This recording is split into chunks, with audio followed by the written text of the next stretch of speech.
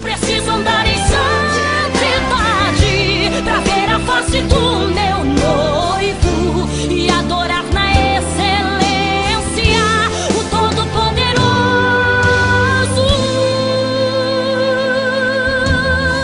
Atenção, está entrando no ar o programa Ministros da Santidade. Este programa é uma realização da Igreja Pentecostal Mistérios do Avivamento, na direção do ministro Fábio dos Santos. Fique ligado, Deus tem um milagre para sua vida.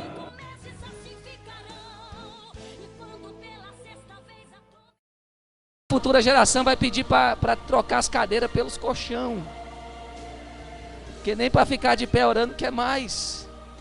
O que é que eu vou fazer, Deus? Nos ajuda. Livro do profeta Malaquias, capítulo de número 3, versículo de número 6. Está no Antigo Testamento, dentre a classe dos profetas menores, aqueles últimos livros do Antigo Testamento, de poucas páginas, aonde esses profetas literários são chamados menores, não por menos unção, menos capacidade teológica ou espiritual, mas pela quantidade de escritos, pelo volume das suas obras literárias. E Malaquias é um deles, o último livro do Antigo Testamento, capítulo 3, versículo de número 6. Eu estou sentindo Deus aqui de uma forma tremenda e maravilhosa, e eu sei que Ele vai falar conosco nesta noite. O comenece, o remandávio, aleluia. Quem encontrou, diga glória a Deus. Quem achou, diga aleluia. Quem não encontrou, diga Jesus me converte. Oh, e Jesus vai te converter, meu filho. Tenho esperança, nada é impossível a Deus. Graças ao Senhor. Possamos ler? Diz assim: porque eu, ó Senhor, não mudo. Por isso vós, ó filhos de Jacó, não sois consumidos. Se assente no seu lugar, de preferência como crente pentecostal.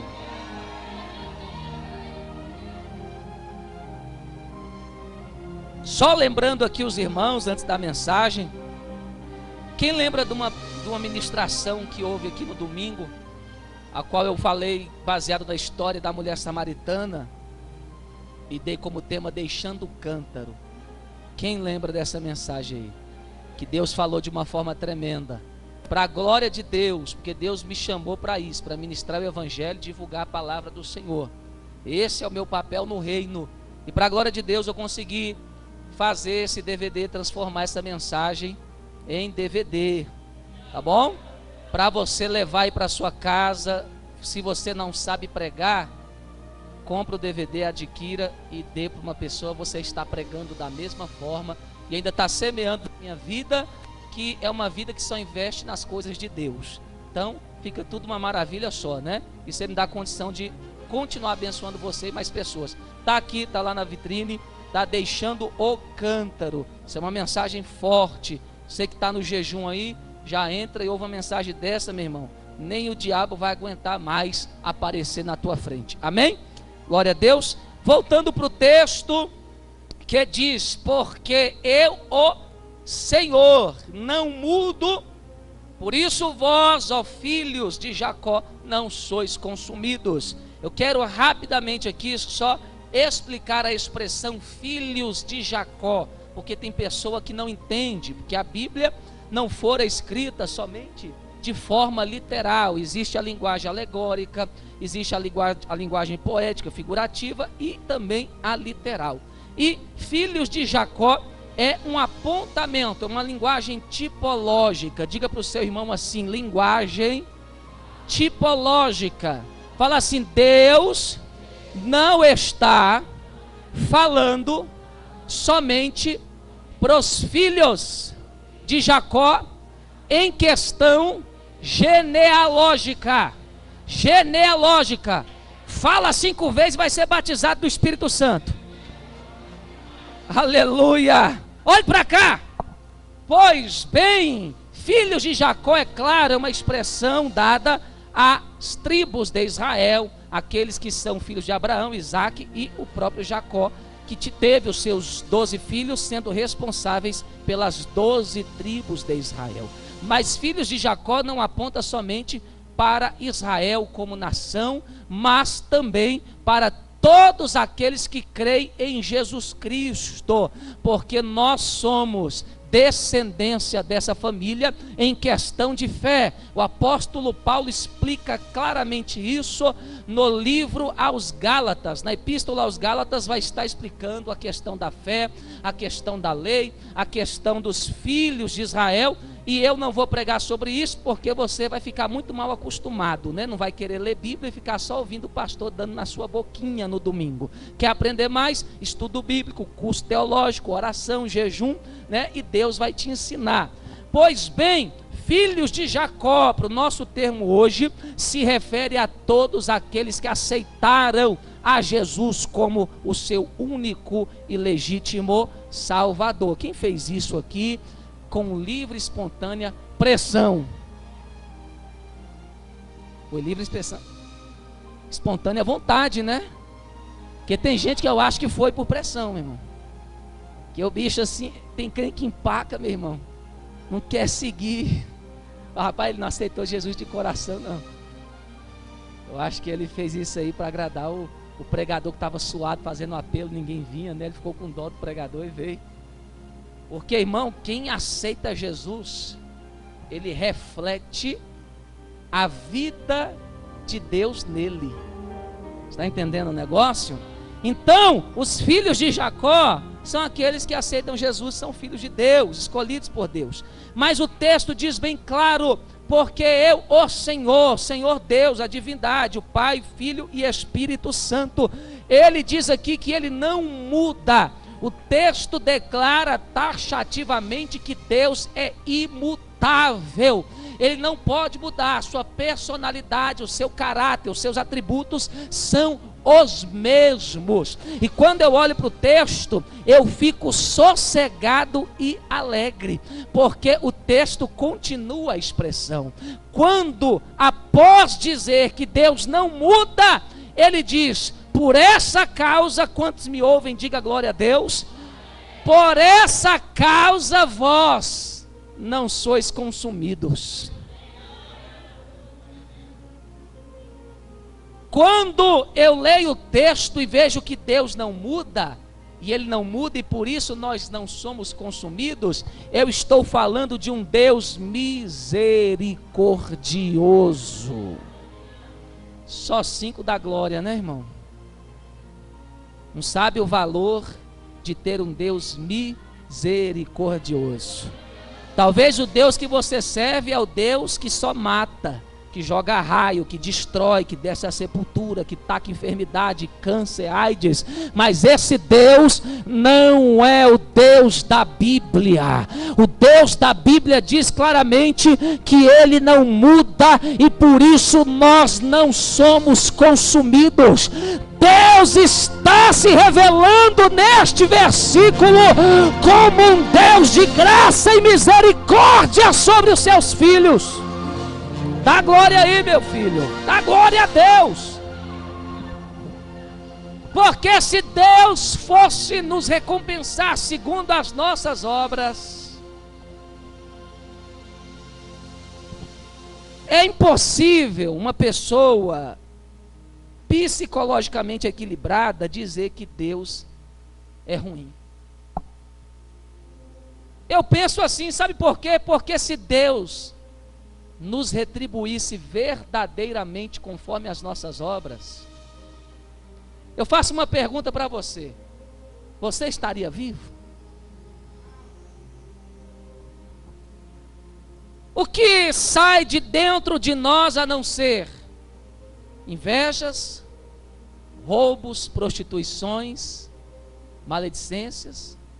Jesus disse isso, que do coração do homem sai o que contamina, quando os discípulos estavam comendo sem lavar as mãos, e os judeus, primeiramente, não por causa de higiene, os fariseus dizendo a Jesus, falando: olha, os seus discípulos não observam a lei, comem sem lavar as mãos. Antes do requisito da higiene, é porque na cultura judaica, quando você comia, você estava diante de um sacrifício, aonde você era o sacerdote e ao mesmo tempo participava. E todo sacerdote no templo, no tabernáculo, dos templos religiosos existentes no Antigo Testamento, nós sabemos que eles passavam por uma peça chamada pia de bronze, onde eles se lavavam antes de fazer o sacrifício. Então, quando alguém comia, ele era o próprio cohen da sua casa, o próprio sacerdote. E quando eles não estavam lavando as mãos antes de comer, os judeus disseram: está errado, está contra a lei. Aí Jesus vem e diz: não, mas olha, eles não estão contra a lei, porque estar contra a lei é não entender que o que contamina não é comer sem lavar as mãos, porque o que a gente come entra no sistema digestivo e é lançado fora, mas o que sai do homem é o que contamina. Quando nós entendemos isso, nós já percebemos que se Deus fosse nos retribuir segundo o que merecemos, nós estaríamos perdidos. Ou ninguém aqui tem sentimento maldoso, egoísta, invejoso, adúltero? Isso vem da essência pecaminosa do homem. Depois que o pecado entrou no mundo, o homem passou a ser um ser decaído, moralmente e espiritualmente. Seu espírito se desligou de Deus, do Espírito de Deus, e só através do plano de Jesus Cristo, morrendo na cruz, ressuscitando e dando a nós o Espírito de volta, aquele que aceita Jesus, o Espírito Santo entra dentro do espírito dele, humano, e reconecta a ligação. A ele deixa de ser conduzido pelas suas emoções, pela carne, pelo seu eu, e começa a ser conduzido segundo o caráter de Deus, segundo o pensamento de Deus. Mas mesmo assim, todos os dias a nossa natureza pecaminosa vai querer mandar. A mente é um dos centros de comando do homem. A mente comanda 2/3 do homem, o coração só 1/3. O Espírito Santo, ele entra no espírito humano para depois rasgar o véu do coração. Mas se a alma, que é dominada pela mente, não ceder, o Espírito Santo não pode operar em todo o ser humano. E o que acontece? Se tornam pessoas que aceitaram a Jesus, mas vivem na carne. Pastor, quem são esses que vivem na carne? São incrédulos? São filhos do diabo? Não, são aqueles que aceitaram a Jesus, mas não deixam o coração, que tem ali o primeiro centro de comando dado pelo Espírito Santo, dominar a alma e a mente. Porque a alma do homem, porque o homem é alma. Vou falar um pouquinho de antropologia para a gente se entender, porque a gente nem se entende mais. Quais são os problemas da igreja se não são problemas com pessoas? Problemas de relacionamento. O forte não entende o fraco não entende o forte, por aí vai. Então, quando nós entendemos quem nós somos, porque o homem é alma vivente, ele tem uma nepesh. Então, quando ele é alma vivente, a personalidade está na alma.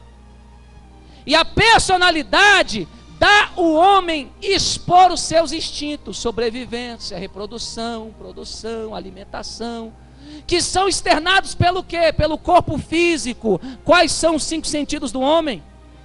Visão, audição, olfato, tato. Então, um homem que é carnal, que a mente não for alcançada pelo Espírito Santo, essa alma deseja coisas carnais provenientes do instinto natural do homem, e a mente libera esse comando para que o corpo externe. Então, um crente que vive murmurando, a alma manda na mente, que dá o comando para o corpo usar a boca para murmurar. Quem está entendendo da glória? Um crente carnal que tem sentimentos de inveja, A alma inveja, deseja aquilo que não é dele, coloca ira pela pessoa ter aquilo que ele não tem, e quando a mente leva esse comando para o corpo externa a atitude de uma pessoa invejosa, daí vai. Então, quando nós olhamos para a gente sem o fluir do Espírito Santo, nós somos miseráveis, pobres, cegos e nus. E quando eu prego isso, eu estou dizendo para nós que isso nos ajuda a ver o quanto Deus é misericordioso. Porque tem gente que falando que Deus é ruim. Tem gente que fala que Deus é ruim. Ruim é a gente. Ruim é a gente. Nós somos ruins. Deus não. Então, para você ser um crente cheio do Espírito Santo de verdade, o que tem a acontecer? Esse Espírito que mora dentro de você, o Espírito Santo, que habita no seu espírito humano, que tem um espaço só para ele, que é chamado de o grande vazio do homem, que nada preenche, nem dinheiro, nem riqueza, nem companhia, nada a não ser ele próprio. Quando esse Espírito Santo entra no seu espírito, e ele está rasgando o véu do coração, porque você guarda a palavra no Salmo 119, disse Davi: guardei a tua palavra no meu coração para não pecar contra ti. Quando esse Espírito Santo pode ou vê a possibilidade de rasgar o véu do coração e entrar na sua alma, eita ravacheia, aí você vai entender o que Jesus ensinou. A Bíblia diz que nenhuma árvore que foi plantada, que não seja plantada por Deus, pode ficar naquele que é filho de Deus. E tem muita gente que usa esse versículo para orar: Deus, arranca de mim toda árvore que não foi plantada por ti. Por quê? Porque as sementes são plantadas na alma. Já viu a parábola do semeador? Beira do caminho, solo pedregoso, solo espinhoso e solo fértil. Quando você consegue trazer a palavra de Deus e plantar ela na sua alma, na sua personalidade, alamaia. Por isso, Bispo Vânia, que não acontece transformações em certas pessoas dentro da igreja. A gente pergunta: mas ele aceitou Jesus, batizou nas águas, por que ele continua desse jeito? Por que ele continua assim, carnal? Porque ele não deu vazão para que o Espírito Santo fluísse na sua personalidade. Ele não deixa. O Espírito Santo tenta, quebranta, amassa, bate, mas ele não deixa. Ele diz: eu nasci assim e vou morrer assim. Então Deus não tem acesso à personalidade dele. Mas quando o cristão se aquebranta ao ouvir a palavra, guarda no coração e deixa a semente ser plantada na sua personalidade como solo fértil, para essa semente produzir, sua personalidade influenciada pela personalidade do Espírito Santo. E o que o corpo faz?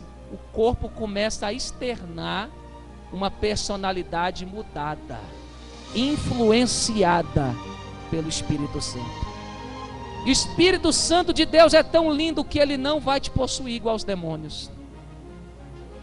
Ele entra num espaço que tem no seu espírito, que Deus já preparou para isso, para poder influenciar, porque o espírito humano está relacionado a amor, fé e esperança. A alma do homem está relacionado ao psique, personalidade, desejo, vontades, emoções. Então, na sua personalidade, o Espírito Santo não entra se você não deixar. Por que os demônios possuem as pessoas? Por que os demônios possuem as pessoas? Porque eles não respeitam a sua personalidade. Eles entram dentro da sua alma. E uma pessoa com um espírito imundo, ela tem a identidade dos demônios dentro dela, mandando na sua personalidade, que é externa nas suas atitudes. Então o que nós temos que fazer para que os demônios não possessem a nossa alma, a força? Você tem que plantar a semente da palavra na sua personalidade. Isso muda caráter. Isso transforma um crente verdadeiramente de treva para luz. Quando você tem a semente de Deus na sua alma e o Espírito Santo comanda todo o seu corpo, acontece uma coisa linda chamada na Bíblia de batismo no Espírito Santo. O que é uma pessoa cheia do Espírito Santo? Não é só movimentos, aeróbica gospel, não. Uma pessoa cheia do Espírito Santo é uma pessoa que o Espírito Santo conseguiu dominar todo o seu ser. Já viu o filtro? Aqueles filtros de barro, quem já viu? Que você põe a água na parte de cima, aí tem uma separação, não tem? Que tem uma vela, aí filtra, a vela filtra, a água vai para outro compartimento, não é? E desse compartimento você aperta a torneirinha, aí ela libera a água para o mundo exterior, correto? Assim é o batismo no Espírito Santo na vida do crente. A parte de cima é o espírito humano. Quando você abre a tampinha e deixa o Espírito Santo entrar no seu espírito, ele vai rasgar o primeiro véu, que é a vela, que é o coração, que é o véu entre o espírito e a alma, que é aquela divisão entre a parte de cima do filtro e a parte de baixo. Quando você deixa ele passar do coração para a alma, que está plantando a palavra de Deus, o Espírito Santo começa a filtrar aquilo que é bom para entrar na sua alma. Ele não deixa entrar impureza nenhuma, é a vela. Aí vai entrando só o que é dele: fruto espiritual, dons espirituais, caráter mudado, temor, respeito, e aí vai. Quando ele enche a tua alma, está toda dominada, todo o teu querer, tuas emoções estão dominadas por ele. Aí o que acontece? A torneirinha traz para fora aquilo que tem dentro, uma água limpa. Então o crente cheio do Espírito Santo, quando ele está abrindo a boca e falando em línguas estranhas, profetizando, aleluia, falando de Deus, não mal dos outros, adorando, louvando, é sinal de que houve uma efusão na vida dele. Quando o crente externa com as suas atitudes bondade, misericórdia, perdão, o fruto do Espírito Santo, ajuda o necessitado, ele está demonstrando: o Espírito Santo tomou posse de todo o meu ser, e o meu corpo externa essa verdade.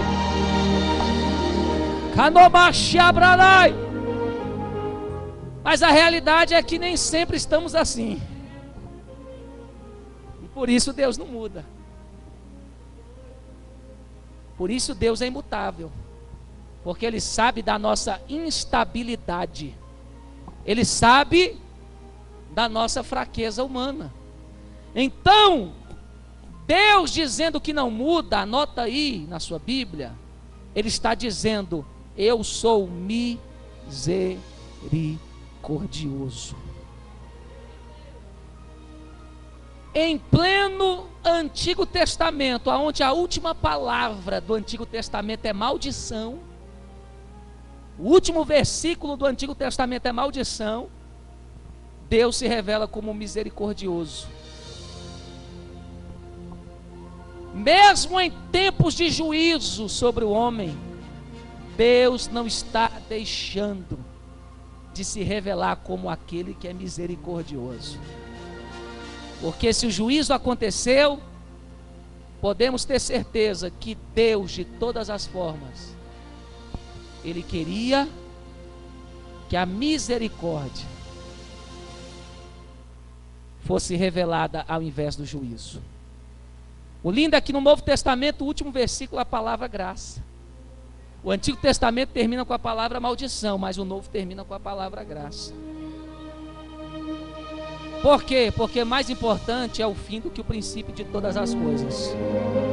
E Deus está dizendo: independente de eu revelar o meu lado da ira, do juízo, da justiça, todos vão ter que entender que afinal de contas eu sou misericordioso. Eu sou um Deus de graça. Eu estou pregando isso porque tem pessoas, irmãos, que percebem a sua imperfeição.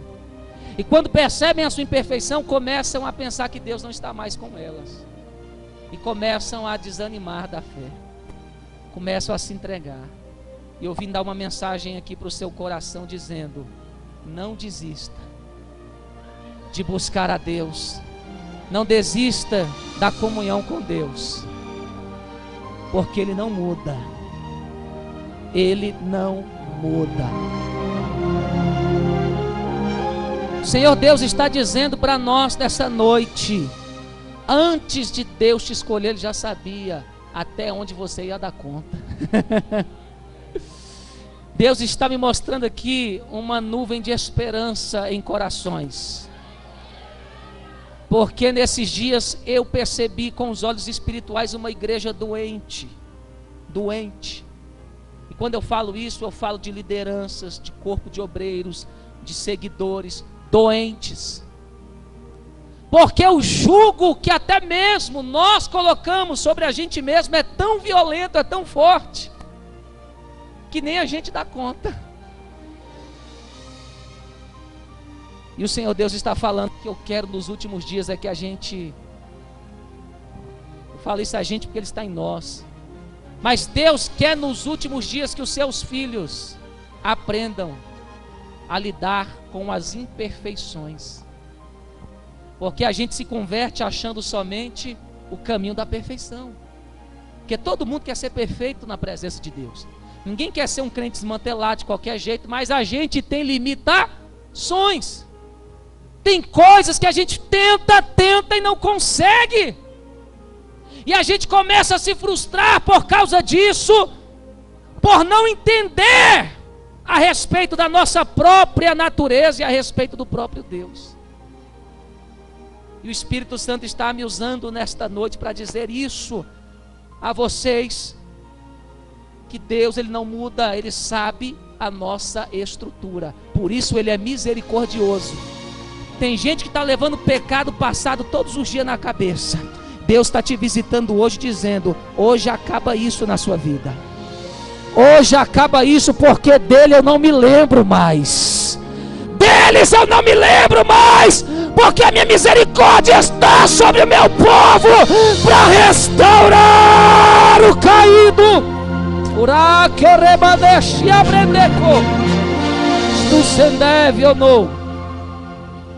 Romanos capítulo 2 nos diz algo interessante: que quem alcança a incorruptibilidade, a herança eterna, os céus, a salvação, não aqueles que são perfeitos, mas que lutam por ela. Isso é tremendo. Deus já deixa bem claro: olha, você não vai conseguir ser perfeito. O céu não é para perfeito. O céu é para quem busca, quem tem desejo, quem luta, quem se esforça. Todo dia você chega e fala: Deus, eu tentei não pecar, mas pequei. Eu tentei não errar, mas errei. E Deus, que conhece os corações, e quando vê que isso é verdade, Ele diz assim: você está justificado diante do meu tribunal. Justificado. Porque nós temos um acusador terrível, um acusador implacável, e o nome dele é Satanás. E sabe como ele consegue destruir a nossa fé? Nos usando nós mesmos uns contra os outros. A vontade dele é que a gente veja os defeitos uns dos outros e foquemos somente nesses defeitos e não vejamos a preciosidade que tem dentro de cada um de nós. Os nossos defeitos fazem Deus se apaixonar por nós. Por quê? Porque esse Deus sabe que você não é uma massa cheia de imperfeição. Você é um ser equilibrado. Você tem a parte boa e a parte ruim. Você tem o lado negro e o lado branco. E Deus, Ele quer se revelar a você para quê? Para que a cada dia você se aperfeiçoe, tentando dominar aquilo que é imperfeito dentro de você e buscando fazer prevalecer aquilo que é maravilhoso, aquilo que é bom, aquilo que é louvável. Então, quando nós olhamos para esse Deus de misericórdia, nós estamos num culto de ceia. Eu digo aqui diante de todos e diante da igreja, o Espírito de Deus deseja curar pessoas. Por quê? Porque eu percebo a igreja brasileira emocionalmente ferida. Emocionalmente ferida. Por que isso? Porque a igreja brasileira é uma igreja nova. Eu sei que tem gente que não gosta de teologia, tem esse preconceito, mas nós temos que ceder, irmão, que a única coisa que destrói o povo de Deus é a falta de conhecimento. E a igreja brasileira busca unção, isso é certo. Mas o diabo, ele vai te derrubar na falta de conhecimento. Porque a maioria das pessoas, se nós vemos caindo do nosso lado, tem muita unção. Tiveram muita unção, muita vontade, mas não tinham conhecimento para lidar com o inimigo. E por isso que muitas vezes nós ficamos, ai, Deus não olha para mim, Deus não me usa, não me coloca no coral, nos obreiros, porque Deus sabe a sua estrutura. Porque Deus sabe que se Ele te colocar em um lugar de combate que você não está preparado, você vai ser massacrado pelo inimigo. Por isso que esse hino, que é um hino de comunhão, de ceia, que foi louvado pelos varões, tem um peso espiritual que quebranta corações. Por quê? Porque fala de soldados feridos, pessoas que obedecendo, servindo, foram alvos do inimigo. Pessoas que estão caídas porque um dia serviram e não suportaram o contra-ataque. Porque quando ele servia a Deus, ele servia um Deus terrível, déspota. Um Deus que está sempre irado. Então essa pessoa cria dentro de si, pastor Léo, uma visão de Deus tão errônea que ela começa mais a servir a Deus por medo do que por amor. E o nosso inimigo, que conhece as nossas fraquezas, vê isso. Talvez você possa ser um alvo. Talvez ele possa estar olhando para você, para acabar com a sua história. Mas Deus está me usando, Orefai, Ocromandévia, como uma voz de emergência e de livramento para a igreja, começando do altar até a porta, dizendo: ei, Deus não te escolheu porque você é perfeito, Deus te escolheu porque Ele te ama e Ele quer revelar o amor dEle sobre a sua vida. E se você ainda acredita que Deus te ama, levanta a mão da glória, faz alguma coisa.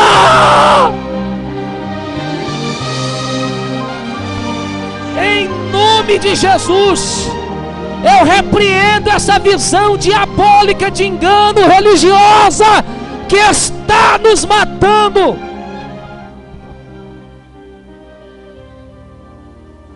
Você não pode servir a Deus por medo,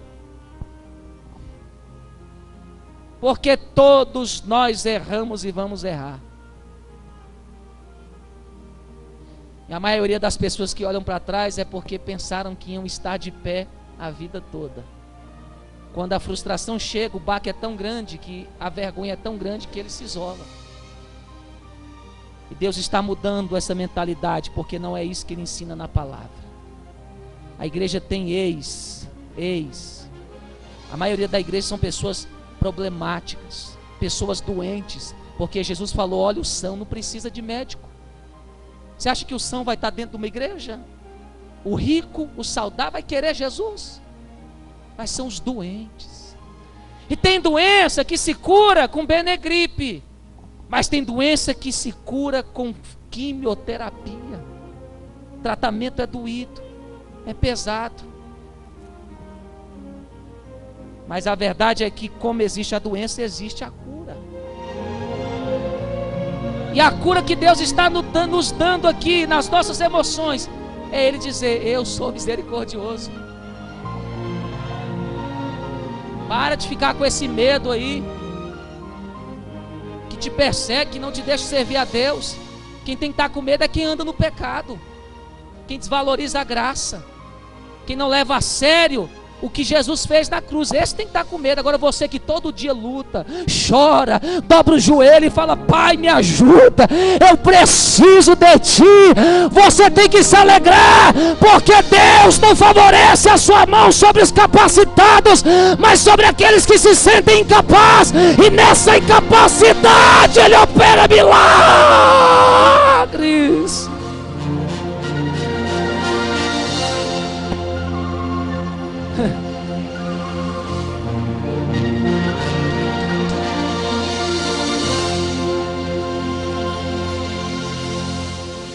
Eu não mudo, porque se eu mudasse, todo mundo já estaria consumido.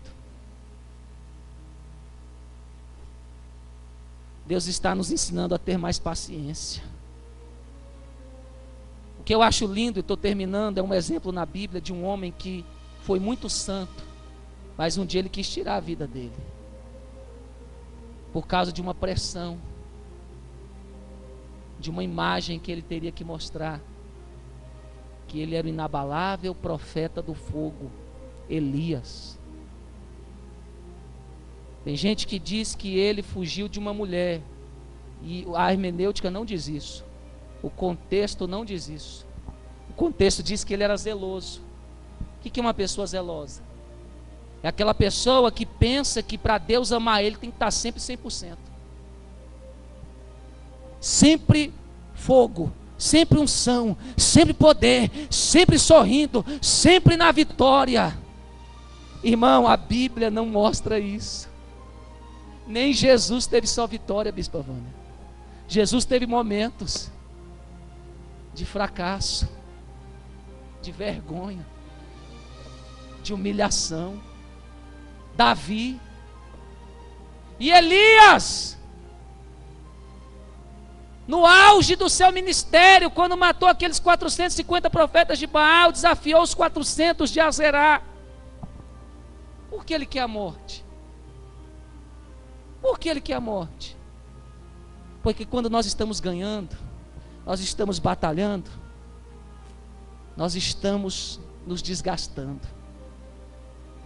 Nós estamos chegando aos nossos limites. Pode ver, você que faz a obra de Deus, chega um momento que você fala: eu estou muito cansado, muito esgotado. E quando você está esgotado e muito cansado, você se torna um alvo fácil para o seu inimigo.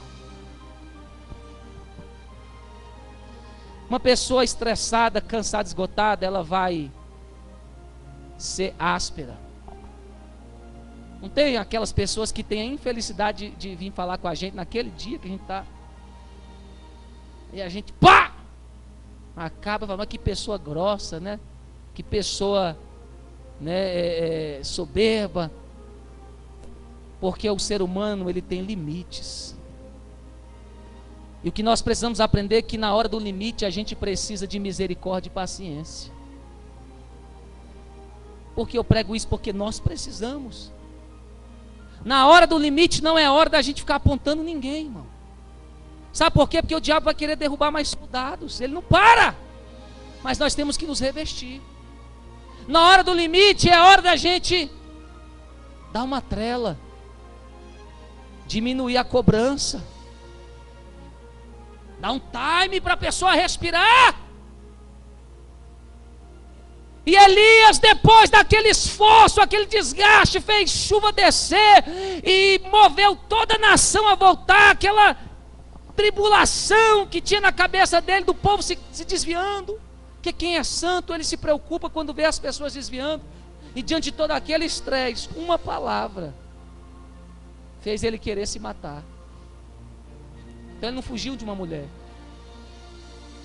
Mas na hora do seu limite, uma palavra de afronta foi suficiente para ele querer tirar a vida. Porque olha comigo, tinha razão Elias querer se suicidar no auge do seu ministério? Tinha, bispa? Não tinha. O cara está no auge, foi conhecido, fama, todo mundo no monte dizendo: o Senhor é Deus, porque Elias significa o Senhor é Deus. Então todo mundo está dizendo: Elias, Elias, Elias. E o cara quer se matar. Tudo que ele queria na vida dele, um reconhecimento do ministério dele, quando chega ele vai se matar. Por quê? Porque muitas vezes, quando nós estamos no alto nível da batalha e das conquistas, o estresse e o desgaste vem junto. E foi a hora que uma palavra desequilibrou o sistema emocional daquele homem. E ele foi para a caverna querendo a morte. E o Senhor Deus está nos preparando para entender e não cometermos o erro de Elias. Deus teve que visitar a caverna, mandar fogo, terremoto e ventania, porque era o que ele pensava que Deus se agradava na vida dele. Deus só me ama se eu só for fogo.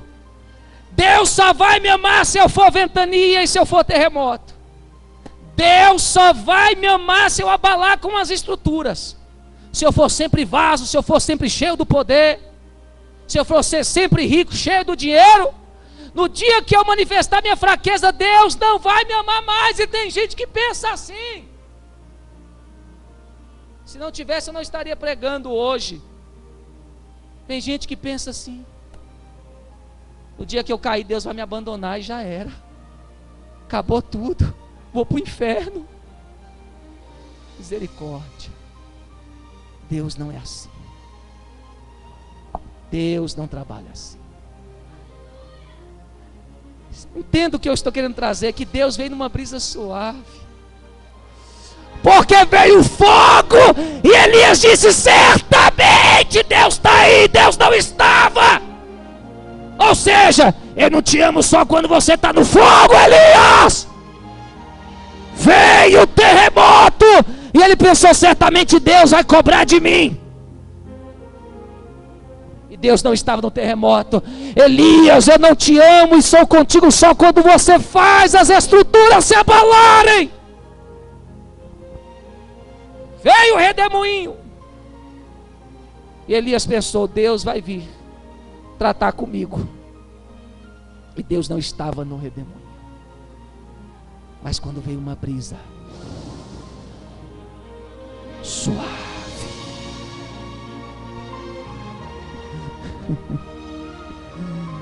e chamou o profeta, pela primeira vez ele conheceu um Deus de misericórdia. O Deus da brisa está visitando nossas vidas aqui nesta noite, para dizer: não está acabado o meu plano na sua vida, porque enquanto há vida há esperança. Eu não sou Deus que te amo só na bonança. Eu prometi te amar na tua fraqueza, na tua dor, na tua incapacidade, nos teus erros. Eu sou Deus misericordioso. E que o diabo ouça isso e caia por terra. Por terra. Eu repreendo esse jugo maldito. O Deus da brisa. Só quem erra sabe o que é isso, meu irmão. Só quem erra sabe o que eu estou falando. O Deus da brisa chegou até ele dizendo: Elias, não vou te amar só quando você estiver bem na minha presença, não. Eu não sou como os homens. Os homens são interesseiros, são falsos, eu não mudo. Se eu digo ao meu respeito que eu sou sincero, eu sou sincero. Se eu digo ao meu respeito que eu sou verdadeiro, eu sou verdadeiro. E se eu digo que eu sou misericordioso, eu sou misericordioso. Porque, irmãos, até a justiça de Deus é a sua misericórdia. Sabia disso? Até a justiça de Deus é a misericórdia. É o melhor. Porque Deus não executa justiça antes de exercer misericórdia.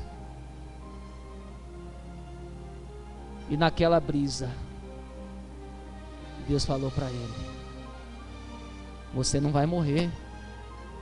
Meus planos não vão acabar na sua vida assim não, Elias. Você está pensando que por causa do seu escorrego acabou tudo? Toda a nossa história? Não, Elias. Eu sou o Deus que estende a mão. Eu sou Deus que dá alimento e descanso. Sabe o que Deus está nos dando hoje aqui? Alimento e descanso. A palavra do consolo do Senhor. O que Deus deu a Elias se não foi alimento e mandou ele dormir?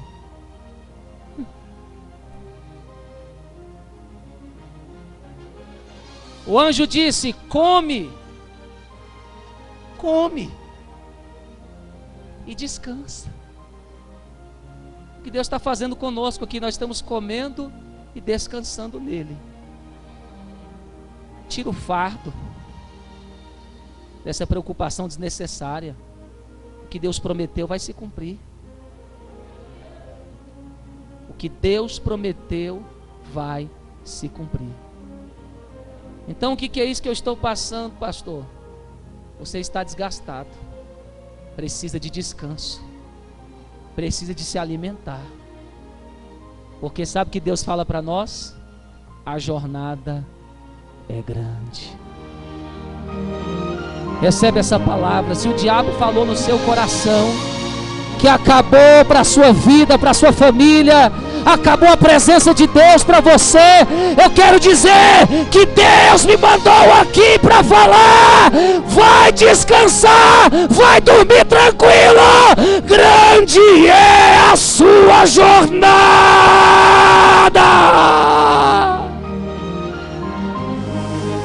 Profetiza isso para o seu irmão do teu lado, em nome de Jesus. Ele precisa dessa palavra. Diga para ele: grande é a tua jornada. Pega no ombro dele e fala com fé: grande é a tua jornada, bispa.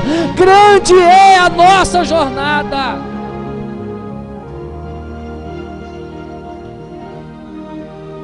E eu encerro por aqui. Eu termino por aqui com as palavras de Jesus: vinde a mim, todos vós que estáis cansados. Você acha que um cargo, um título nos isenta de estarmos cansados? Todos que estáis cansados, todos sem exceção, vinde a mim e eu vos aliviarei. Antes de servir a ceia, Deus falou comigo que Ele ia curar emoções aqui, ia trabalhar na sua alma, ia tirar sementes malignas na sua personalidade. Ele falou comigo: eu vou plantar a minha palavra, mas eu quero que você venha aqui à frente. Venha aqui à frente em nome de Jesus. E os obreiros podem afastar, juntarem as cadeiras. Nós já vamos servir a ceia. Mas ceia é comunhão, e não tem como estar em comunhão com Deus ferido, achando que Deus te esqueceu, que Ele não está contigo. Ranasher yomanai aramai kenduri kondovanasher mandavi. Você tem um hino aí, o que vocês cantaram, o soldado ferido?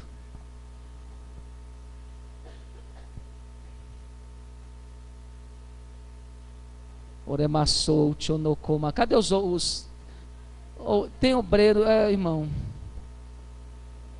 Isso aqui é sério. Isso aqui é muito sério.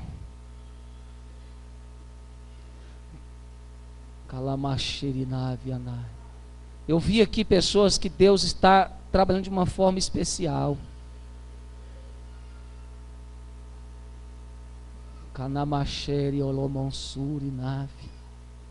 Se ligue no Senhor Deus. Se concentre nele, porque eu não tenho nada para te oferecer. Talvez eu preciso mais do que você. Você não sabe. Espírito Santo de Deus, me ajuda. Não, aquele lá mesmo que vocês cantaram. Canta aqui para mim, meu filho. Vai lá e anda logo, que eu quero fazer o que Deus está mandando aqui. Irmão, vocês entenderam a minha palavra. Eu não estou aqui mandando ninguém viver desconcertadamente. Antes que saiam falando: Deus, o bispo falou que Deus é misericórdia. Mas até a graça de Deus tem limite. Uma vez Deus falou a Abraão: eu não vou visitar os amorreus com ira, porque o cálice ainda não está cheio.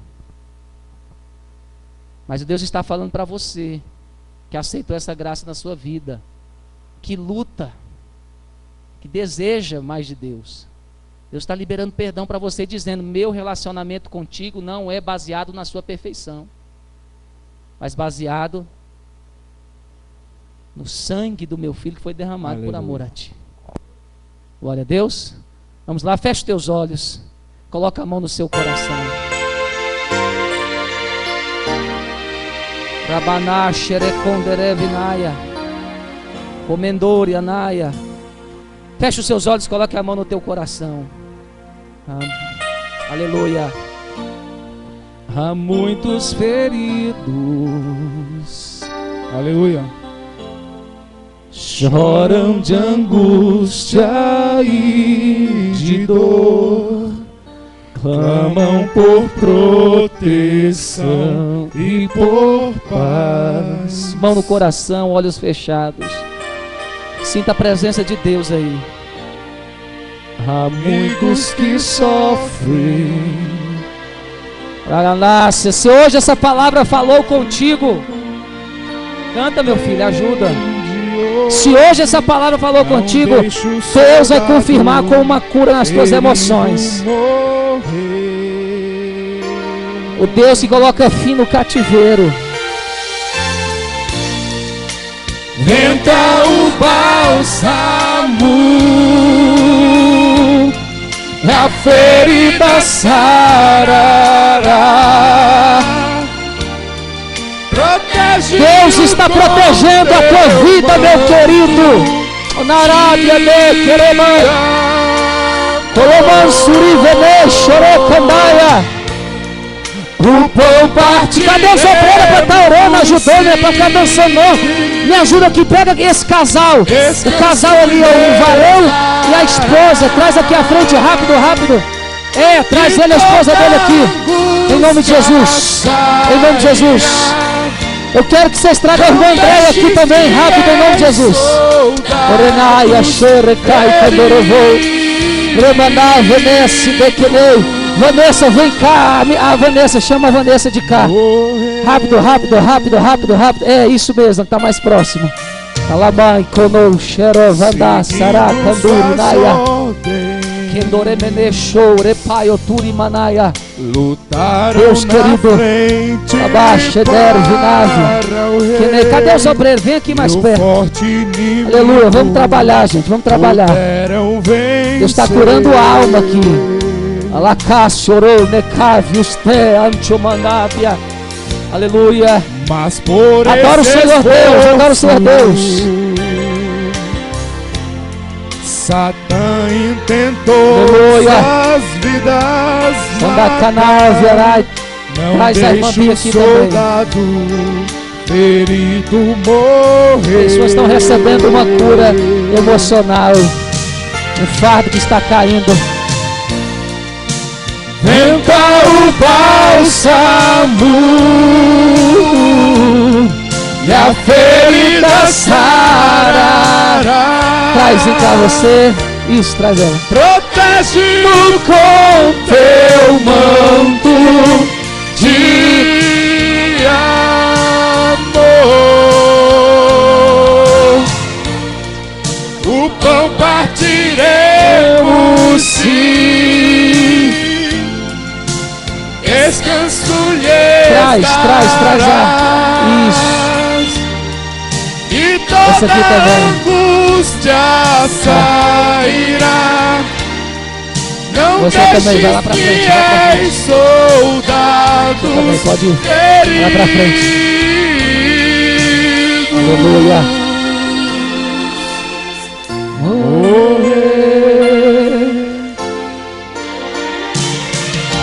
Já prepara o playback das pérolas aí. Não pode olhar sem socorrer. O amor é mais forte e faz viver.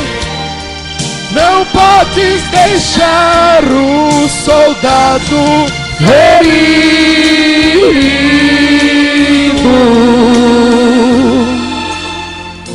morrer. Aleluia. Antes das pérolas louvarem, Deus está mostrando, curando pessoas aqui de coisas que sucedem desde a infância. Da infância. Deus está visitando vocês. Deus está visitando vocês na alma. Deus está mostrando que o irmão tem vivido uma vida depressiva. Não tem dormido direito. Muito cansado, muito ansioso, muito preocupado. Mas a palavra de paz está entrando aqui, ó. Você está entendendo? Que Deus está falando para ti que nunca foi você que cuidou da sua vida. Não foi sua força, foi sempre Ele. Ele está dizendo que o mesmo continua cuidando de você, da sua família. Deus está tocando seu coração. Uma enfermidade da alma, angústia, depressão, travasso. Por muito tempo você tentou até mesmo sumir, Deus fala, dar cabo da vida, deixar tudo e todos. Só que isso não vai acontecer na sua vida. O diabo não vai te levar para esse laço. Porque Deus está curando a sua esposa também, porque ela tem se sentido cansada com isso. Ravachuva e neve. Você está percebendo a cada dia que Deus está cuidando de você. Independente que você esteja passando, qual seja o vale, mas Deus está cuidando. Naviaço. Eu quero que, cadê os obreiros para me ajudarem aqui? E não nos dê as mãos, em nome de Jesus. Aliás, dá um abraço, se abrace.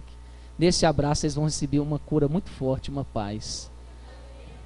Em nome de Jesus. Oh, aleluia. Cura, Pai, para a tua glória, para o teu louvor. Em nome de Jesus. Pode ficar aí juntinho que Deus está trabalhando. Deus está trabalhando. Deus também está te curando. Curando de traumas. Sabe, Deus está falando que tem coisa na sua vida que você jogou para a sua memória longa do cérebro. Porque o nosso cérebro ele tem dois espaços, o espaço da memória longa e o espaço da memória curta. E às vezes a gente joga aquilo que nos machucou para a memória longa. E por isso que ficamos anos sofrendo com aquilo. A Bíblia diz que Deus dá aos seus amados enquanto dormem. Enquanto você dorme, o seu cérebro faz essa escolha. Aquilo que vai para a memória de longo prazo e aquilo que vai para a memória de curto prazo. Por isso que Deus dá enquanto dorme. E Deus está tocando nessa vida aqui. E está tirando aquilo que faz ela sofrer da memória de longo prazo e colocando na memória de curto prazo. E em pouco tempo ela vai esquecer. Navai, choremandávia. É como se Deus estivesse jogando uma lixeira espiritual. O que faz ela sofrer. Isso tem prejudicado os relacionamentos dela. E Deus está falando para ti, isso tem prejudicado. Por isso que muitas vezes os relacionamentos seus acabam em problema. Porque é necessário você esquecer aquilo que te feriu. E viver o hoje de Deus.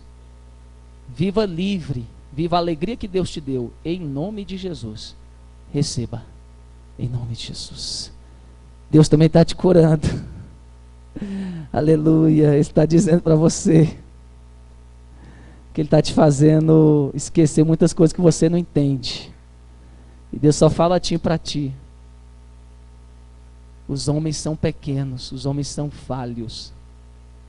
Os homens precisam de misericórdia. E eu estou liberando aí um sentimento de amor no teu coração, pelos teus pais. Porque você ama, mas tem uma coisa que te machuca. Mas hoje seu Deus está te curando. Porque Deus tem sido fiel com você e com eles. E para você viver o melhor de Deus para a sua vida. Recebe cura em nome de Jesus. Essas pessoas que estão aqui, se abracem como se fosse num círculo, vocês aqui, ó. Isso, que eu já vou passar para a bispa ministrar ceia. Vem, vocês estão aqui. Fecha o círculo. Fecha o círculo. Estenda a mão para cá, igreja. Nós já estamos terminando. Vamos orar. Deus querido, Deus eterno, nós te louvamos. Pai, o Senhor me mostrou feridas de alma E feridas de alma só o Senhor pode curar. Deus vai curando. Em nome de Jesus. Hoje, meu Pai, tira o fardo da acusação.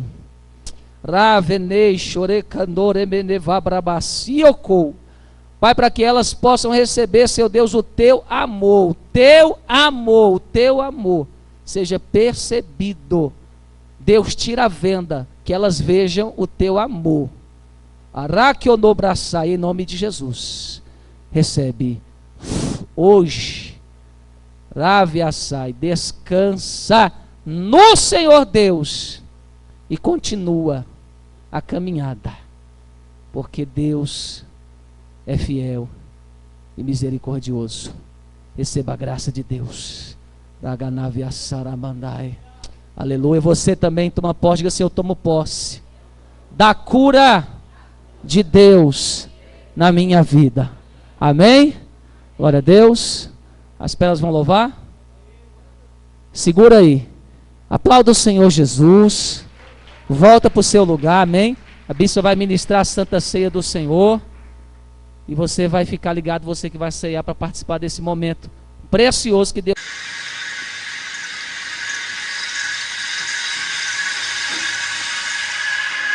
A paz do Senhor. Aqui quem está falando é o ministro Fábio dos Santos, fundador do Ministério Ministros da Santidade em Santidade e pastor da Igreja Pentecostal Mistérios do Avivamento. Tenham recebido de Deus esse precioso ministério que leva a palavra de Deus com unção e santidade, acompanhada dos sinais e prodígios do Espírito Santo.